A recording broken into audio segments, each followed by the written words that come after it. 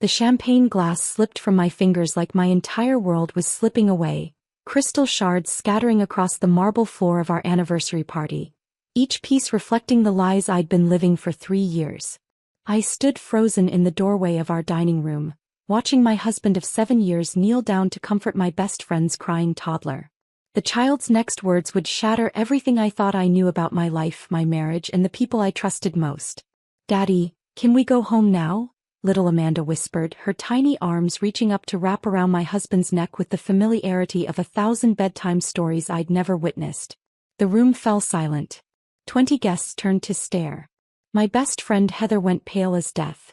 And my husband, my loving, devoted husband, looked like he'd seen a ghost. But I was the one who felt like dying. Before we continue, please write in the comment which country you are watching this video. We love knowing where our global family is tuning in from.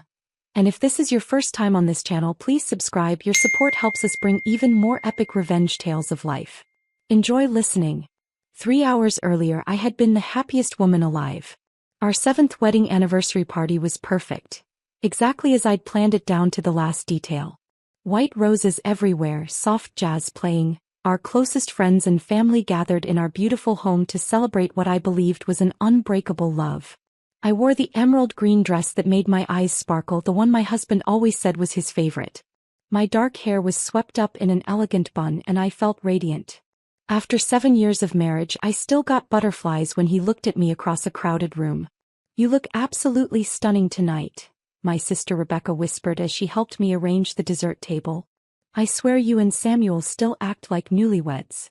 I smiled, my heart full. I'm the luckiest woman in the world. If only I had known how wrong I was. Samuel moved through the party like the perfect host, charming, attentive, making sure everyone's glass was full. He was a successful architect, tall and handsome with kind brown eyes that had captured my heart in college. Everyone loved him. Especially me.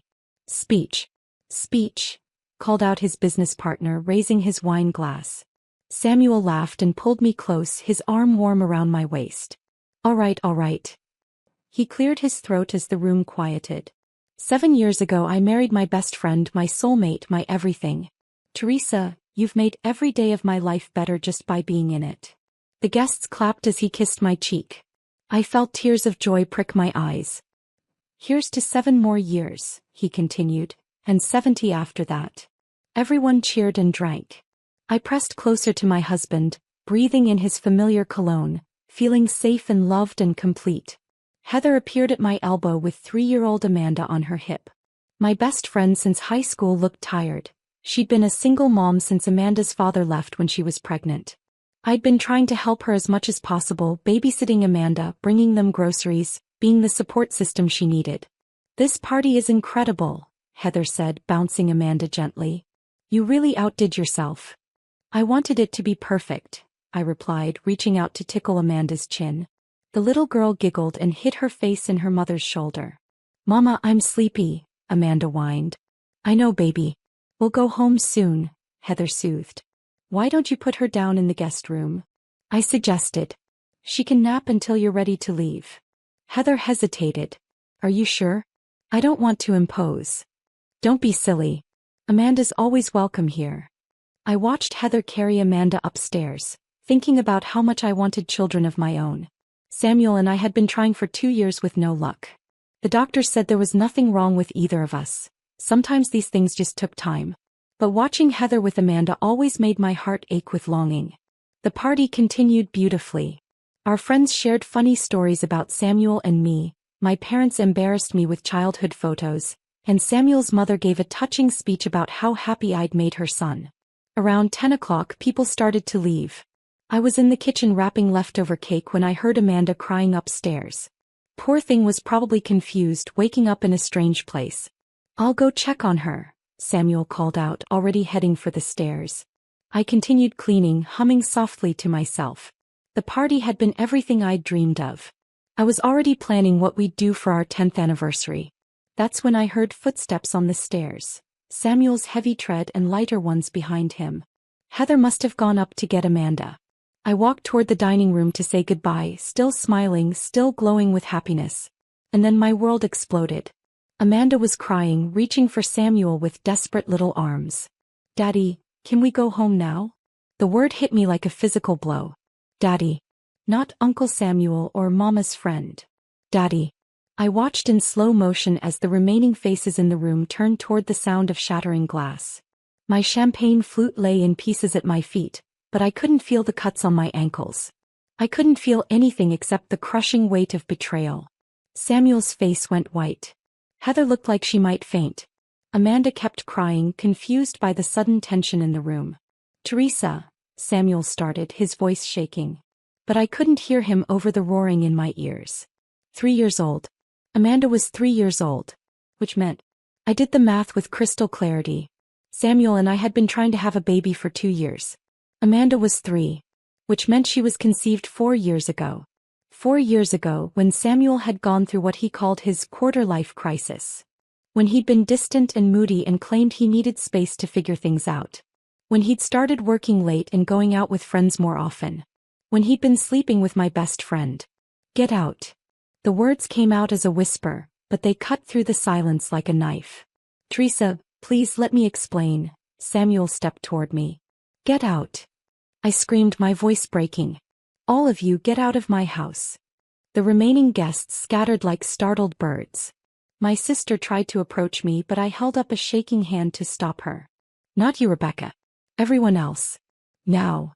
Samuel looked like he wanted to say something, but Heather grabbed his arm. We should go, she whispered urgently.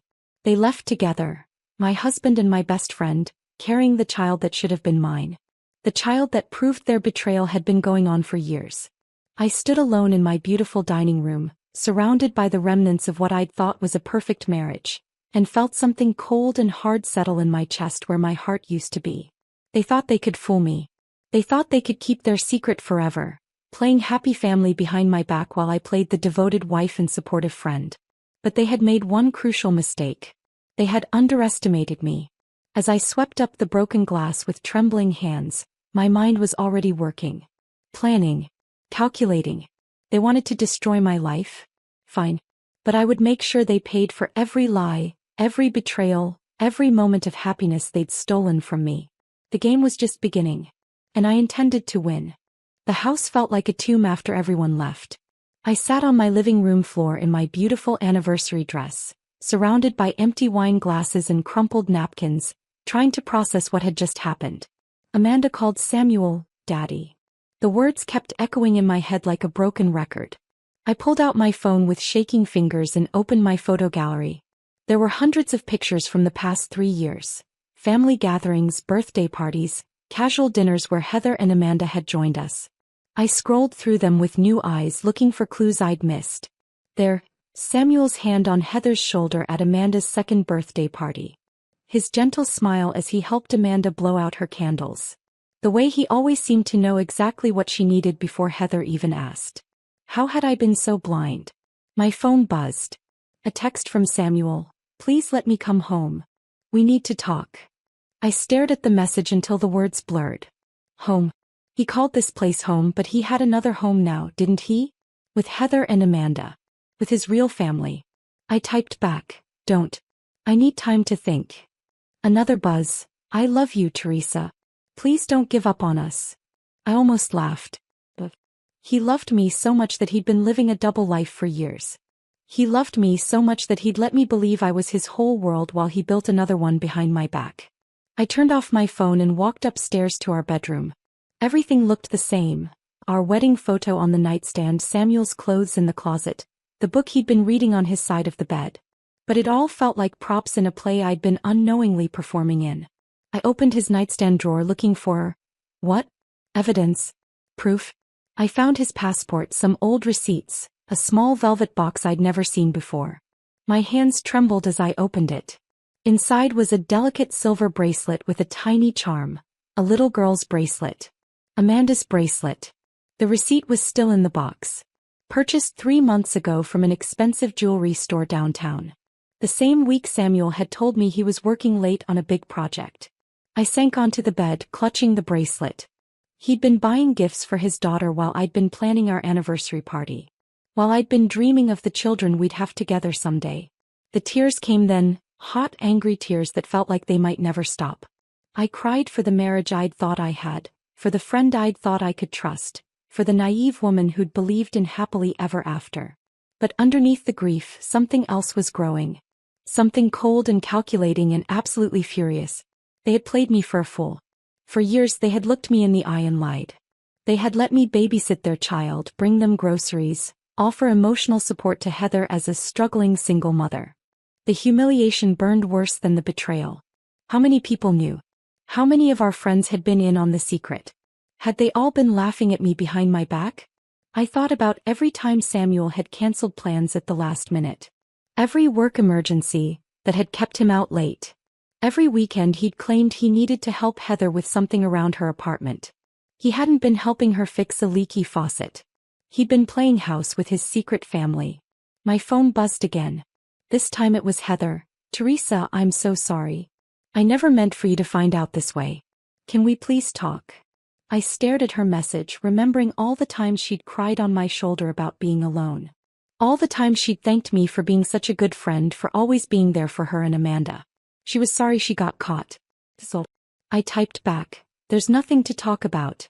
You made your choice 3 years ago. Her response came immediately, it's not what you think. It's complicated. Complicated. As if there was some explanation that could make this okay. As if there was some version of this story where they weren't the villains and I wasn't the victim. But I was done being the victim. I walked to my home office and opened my laptop.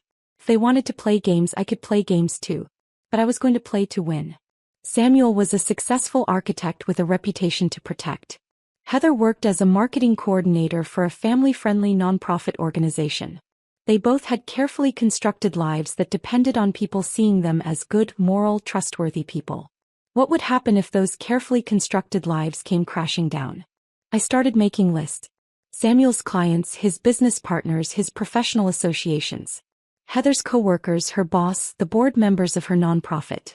Our mutual friends, our families, our social circles. Everyone who needed to know the truth about who they really were. But I had to be smart about this. Calculated. If I was going to destroy them, I needed to do it right. I needed evidence, documentation, proof that couldn't be denied or explained away. I opened a new document on my computer and titled it Project Payback. Then I started planning their downfall. I didn't sleep that night. Instead, I sat at my kitchen table with a cup of coffee that had gone cold hours ago, making plans. The first thing I needed was proof. Real, undeniable evidence of their affair and Amanda's parentage. Without that, it would just be my word against theirs, and they could spin it as a misunderstanding or a jealous wife's delusion. At 6 in the morning, I called my lawyer, Mildred Bennett. She'd handled our house purchase and our wills. A sharp, no-nonsense woman in her 50s who didn't suffer fools. Teresa? It's awfully early. Is everything all right? I need to see you today. It's urgent. Of course. Can you be here at 9? Mildred's office was downtown. All dark wood and leather chairs that smelled like success. She took one look at my face and poured me a cup of strong coffee. Tell me everything, she said simply. I laid out the whole story. The anniversary party, Amanda's words, the years of lies. Mildred listened without interruption, taking notes in her precise handwriting. I want a divorce, I finished. And I want to make sure Samuel doesn't get a penny more than he's legally entitled to. Mildred leaned back in her chair. First things first, we need to establish paternity. Without that, this is just speculation. How do we do that?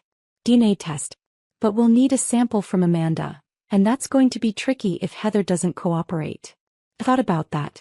What if I could get something with Amanda's DNA on it? A cup she drank from, a toy she played with. Possible, but the chain of custody would be questionable. It's better if we can do this officially. Mildred tapped her pen against her notepad. There's another issue. If Samuel is Amanda's father, he's been avoiding child support for 3 years. That's a legal matter that could have serious consequences for him. A spark of satisfaction warmed my chest. What kind of consequences? Wage garnishment, asset seizure, possible jail time depending on the amount owed. And if he's been deliberately hiding his paternity to avoid support obligations, that's fraud. Good, I said and meant it. Mildred raised an eyebrow.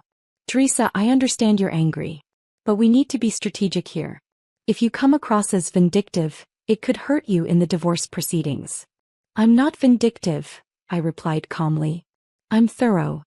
After leaving Mildred's office, I drove to Samuel's architectural firm. I'd been there dozens of times over the years. Company parties, bringing him lunch, picking him up for dinner dates. The receptionist Monica knew me well. Mrs. Giovanni. How lovely to see you. Samuel's in a meeting, but I can. Actually, I'm here to see you, I said with my brightest smile. I'm planning a surprise party for Samuel's birthday next month, and I need to check his schedule to make sure I pick the right date. Monica beamed. Oh, how wonderful. He's so lucky to have you. If only she knew. Could you print out his calendar for the past few months? I want to make sure I avoid any important client meetings or deadlines. Of course. Monica pulled up Samuel's schedule on her computer. Should I go back to January? Actually, could you go back further? Maybe to last year? I want to see the pattern of his busy seasons. As Monica printed out months of Samuel's carefully documented schedule, I felt like a detective gathering evidence. Every late meeting, every weekend site visit, every business trip would now be scrutinized. Here you go, Monica said, handing me a thick stack of papers. I hope the party is wonderful. Oh, it will be, I assured her. It will be absolutely unforgettable. Next, I drove to Heather's apartment complex. I'd been there countless times, but now I was looking at it with different eyes. It was a nice place, too nice for someone on a non-profit salary with no child support. I parked across the street and waited. At 11:30, Heather emerged with Amanda heading toward her car. I followed at a distance as they drove to a pediatrician's office. While they were inside, I called the office from my cell phone. Hi, this is Amanda's aunt, I said in a slightly different voice. I'm updating our family medical records. Could you confirm Amanda's father's name for our insurance purposes? I'm sorry, but I can't give out patient information over the phone, the receptionist replied. Of course, I understand. Could you just confirm if the father's name on file starts with a S? I just want to make sure we have the right paperwork. There was a pause. Ma'am, you'll need to come in with proper identification and authorization from the child's mother to access any medical records. I hung up, frustrated but not surprised. Medical records were protected for good reason. I'd have to find another way. I followed them from the doctor's office to a small park. Amanda ran straight to the playground while Heather sat on a bench, looking exhausted. I watched from my car as Amanda played, noting how she moved, her mannerisms. She had Samuel's eyes. How had I never noticed that before? My phone rang. Samuel's name flashed on the screen. I let it go to voicemail, then listened to his message. Teresa, please. I know you're angry and you have every right to be. But we need to talk about this like adults. I'm coming home tonight whether you want me to or not. This is my house too. His house. Our house. The house we'd bought together with dreams of filling it with children. Children that he'd already had with someone else. I drove home and spent the afternoon going through our financial records. Bank statements, credit card bills, investment accounts. Everything I could find. Mildred was right, I needed to be thorough. What I found made my blood boil. Cash withdrawals that coincided with Amanda's birthday and Christmas. Charges at toy stores and children's clothing shops that Samuel had explained away as gifts for his business partner's kids. A recurring monthly payment to something called Sunshine Daycare that I'd never questioned because Samuel handled most of our finances. He'd been supporting his secret family with our money. My money. Money from the joint account that my salary helped fund. I printed everything out, organizing it into neat folders. Evidence of financial deception. Proof that he'd been living a double life for years. At 6 o'clock, I heard Samuel's key in the front door. I was sitting at the kitchen table surrounded by papers when he walked in. He looked terrible, unshaven, his clothes wrinkled, dark circles under his eyes. Good. Teresa, he said softly. Thank you for letting me come home. This isn't your home anymore, I replied without looking up from the bank statements. I'm just letting you get your things. He sat down across from me, reaching for my hand. I pulled it away. Please, let me explain. Explain what? That you've been cheating on me for 4 years? That you have a daughter you never told me about? That you've been stealing from our joint account to support your other family? Samuel flinched. It's not stealing. It's my money too. Is it? I finally looked at him and he recoiled from whatever he saw in my eyes. As I've been doing some math, Samuel. Some very interesting math. I slid a paper across the table. This is how much you've spent on Amanda and Heather over the past 3 years. Daycare, clothes, toys, medical bills, groceries. Want to guess what the total is? He glanced at the paper and went pale. $47,000, I continued. Money that came out of our joint account. Money that I helped earn. Money that you spent on your secret family while telling me we needed to be careful with our finances because we were saving for our future children. Teresa. I'm not finished. My voice was deadly calm. I also found the jewelry receipt. The bracelet you bought for Amanda. The same week you told me we couldn't afford to go on vacation because business was slow. Samuel buried his face in his hands. I never meant for this to happen. Which part? The affair?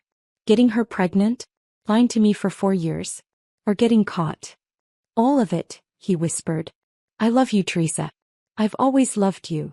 I laughed and the sound was bitter even to my own ears. You have a funny way of showing it. It started as a mistake, he said desperately. Heather and I, we were both going through rough patches.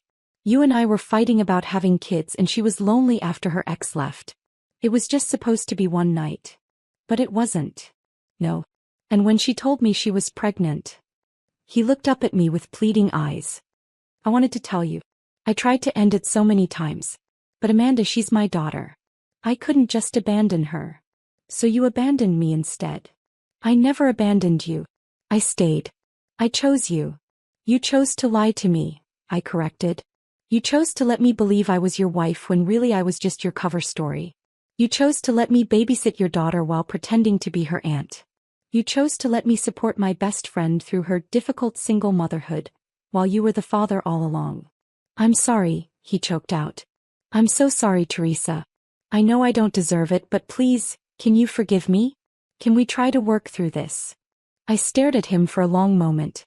This man I'd loved for 7 years. This man I'd trusted with my heart, my future, my dreams. No, I said simply. Teresa, please. I want you out of this house by tomorrow night. Take whatever you need, but don't take anything that's mine. I've already changed the locks on my office and the safe. You can't just kick me out. This is my house too. Actually, I can. I slid another paper across the table. I called Mildred today. Did you know that adultery affects property division in this state? Especially when there's financial deception involved. Samuel's face went white. You're divorcing me. I'm destroying you, I corrected. There's a difference. He stared at me like he'd never seen me before. This isn't you, Teresa. You're not vindictive. You're kind and forgiving and stupid apparently. Stupid enough to believe your lies for 4 years. I stood up, gathering my papers. But I'm not stupid anymore. What are you going to do? I smiled and it felt like ice. I'm going to make sure everyone knows exactly who you really are. Your clients, your business partners, your family. Everyone who thinks you're such a good, honest man. You'll ruin my career. You should have thought of that before you ruined my life. I walked toward the stairs, then paused. Oh, and Samuel, you might want to call a lawyer. Because when the state finds out you've been avoiding child support for 3 years, you're going to need one. I left him sitting at the kitchen table, surrounded by the evidence of his betrayal, and went upstairs to pack his bags. The war had officially begun. Samuel was gone by the next evening, just as I'd demanded. He'd packed his clothes and personal items with the defeated air of a man who knew he'd lost everything. I watched from the upstairs window as he loaded his car, feeling nothing but cold satisfaction. He tried one last time to talk to me, standing in the doorway with tears in his eyes. I know you hate me right now, he'd said. But someday when you're not so angry, maybe you'll remember that we were happy once. Maybe you'll remember that I did love you. The only thing I'll remember, I'd replied, is that you're a liar and a cheat. Everything else was just an act. Now the house was mine again. Silent and clean and free of his presence. I walked through the rooms, reclaiming my space, planning my next moves. Mildred had filed the divorce papers that morning. Samuel would be served at his office tomorrow in front of his colleagues and clients. I'd specifically requested that timing. But the divorce was just the beginning. I'd spent the day making phone calls, sending emails, planting seeds that would soon grow into Samuel's professional destruction. It was amazing how quickly people turned when they learned the truth about someone they trusted.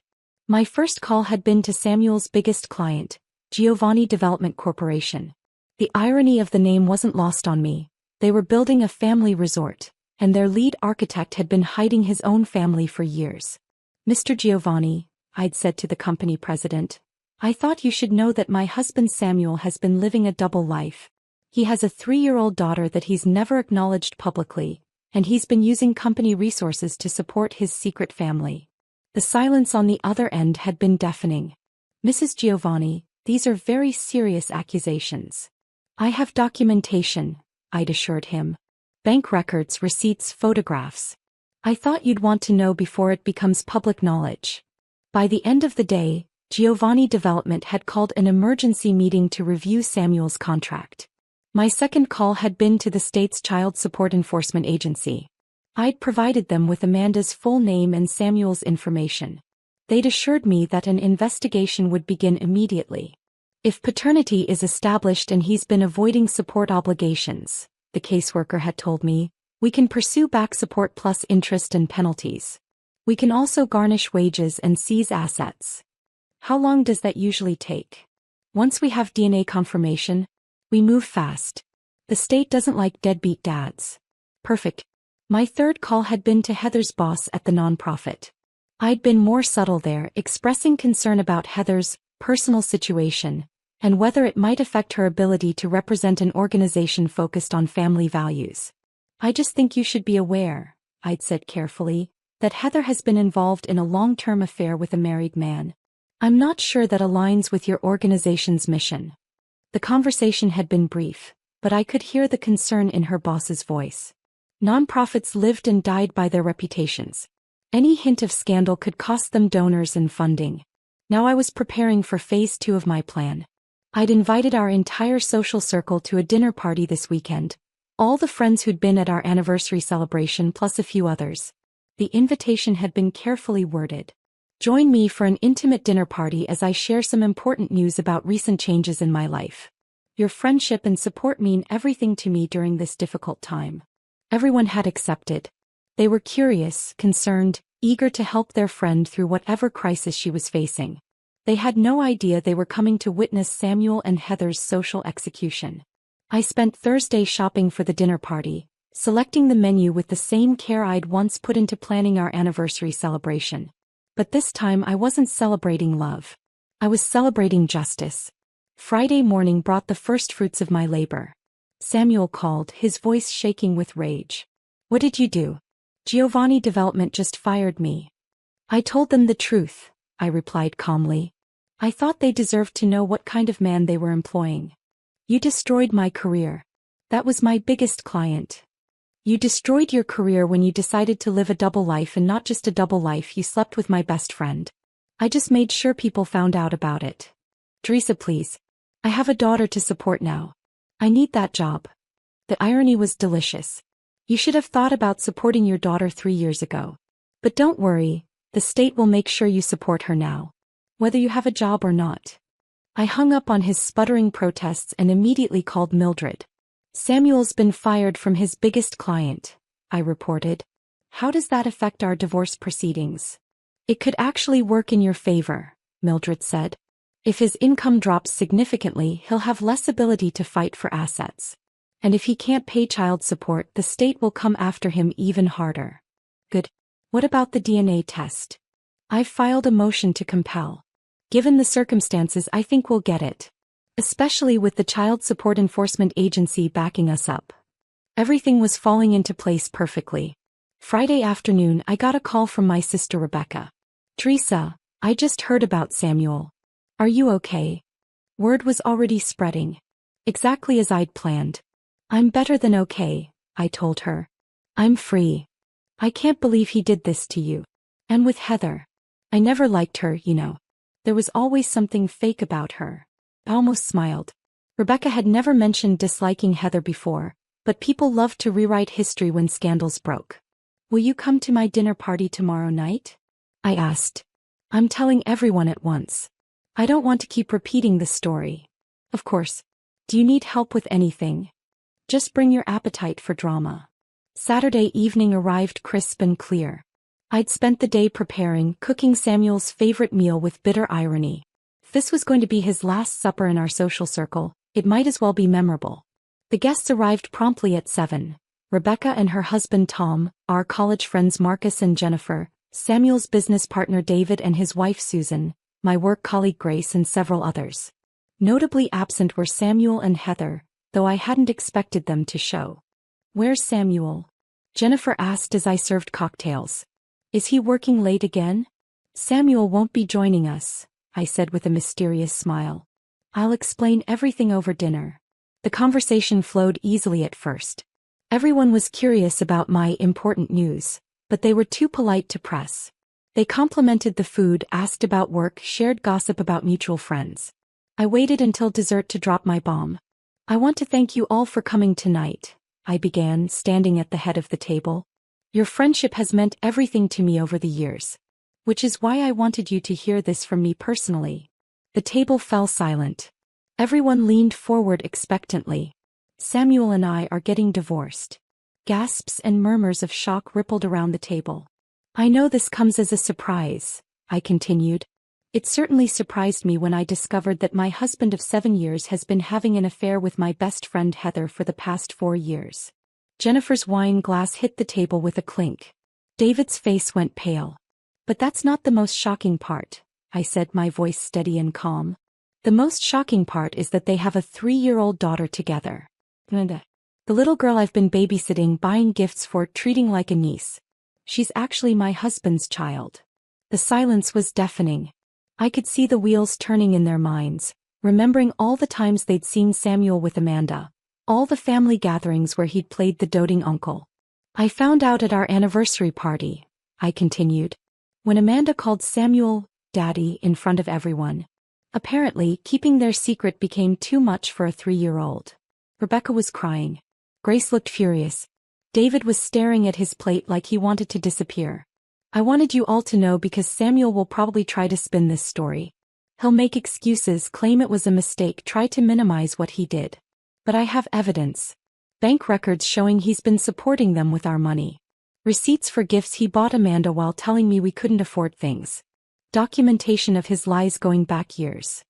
Marcus finally found his voice. "Teresa, I'm so sorry. We had no idea." "Of course you didn't. They were very careful.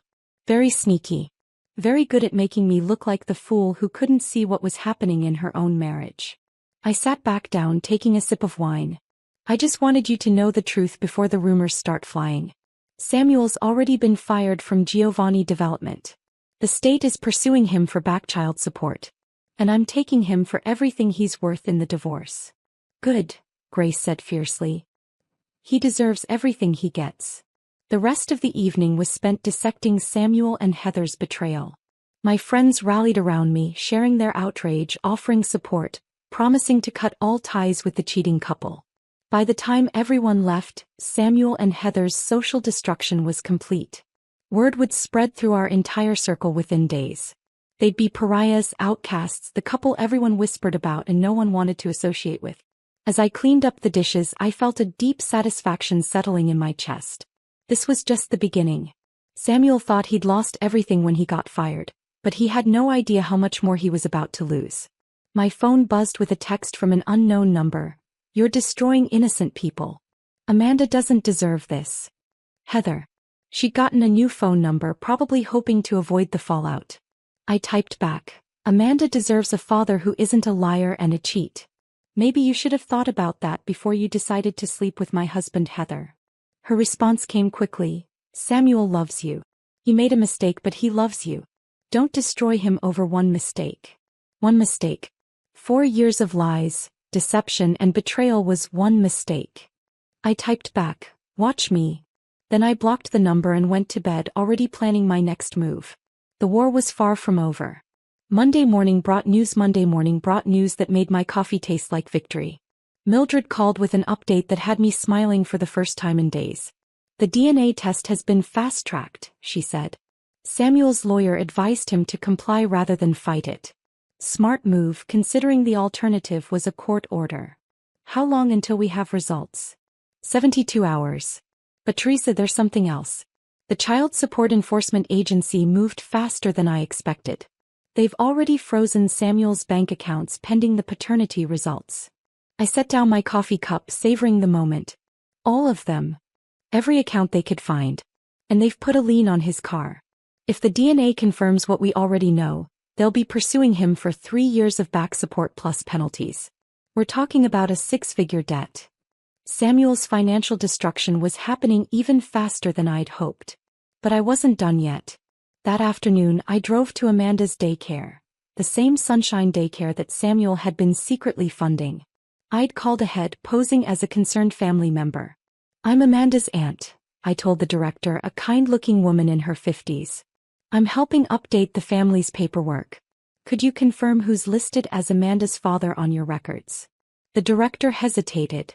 I'm sorry, but I can only discuss that information with the parents. Of course. I understand completely.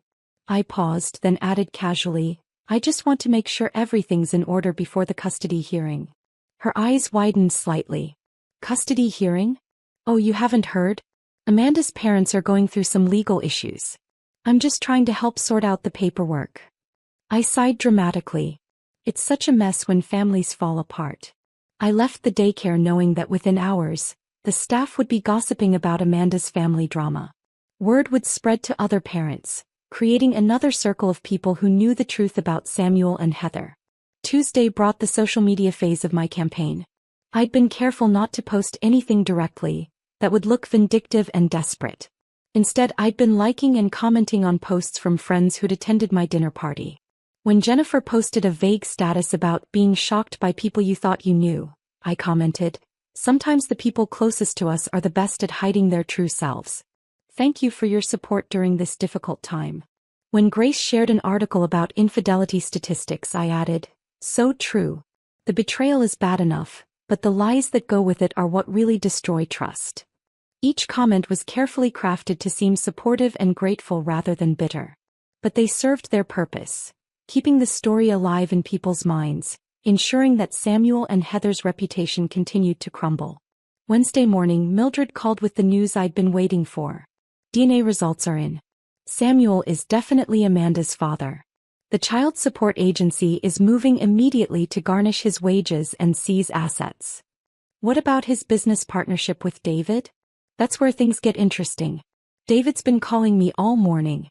Apparently, Samuel's partnership agreement has a morality clause. David wants him out, but he's worried about the legal implications. I smiled. David had been Samuel's business partner for 5 years. They'd built their architectural firm together. And it was Samuel's primary source of income. If David forced him out, what did you tell David? That he should consult his own lawyer. But between you and me, I think Samuel's about to lose more than just his marriage. That afternoon, I received an unexpected visitor. Heather stood on my doorstep looking haggard and desperate. Amanda wasn't with her.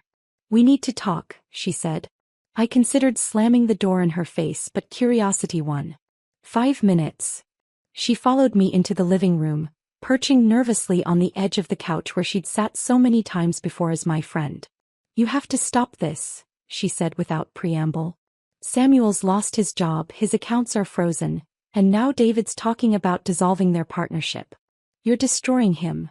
I'm not destroying him, I replied calmly. I'm just making sure people know who he really is. Amanda needs her father. If you ruin him completely, how is he supposed to support her? The irony was breathtaking. Amanda needed her father 3 years ago. Where was your concern then? Heather's eyes filled with tears. I know we hurt you. I know what we did was wrong. But Amanda is innocent in all this. You're right. Amanda is innocent. Which is why she deserves better than parents who are liars and cheaters. Samuel wants to leave his wife for me. Heather burst out. He was going to tell you everything after your anniversary. We had it all planned out. I stared at her. You're lying. I'm not. He loves me, Teresa. He loves Amanda. He only stayed with you because he felt guilty. The words hit like physical blows, but I kept my expression neutral. If that's true, then I did him a favor by finding out first. Now he's free to be with you without the burden of guilt. Heather's face crumpled. You don't understand. My job is in jeopardy. People are talking. Amanda's daycare is asking questions. You're not just hurting Samuel, you're hurting us too. Good, I said simply. She stared at me like I'd slapped her. This isn't you, Teresa.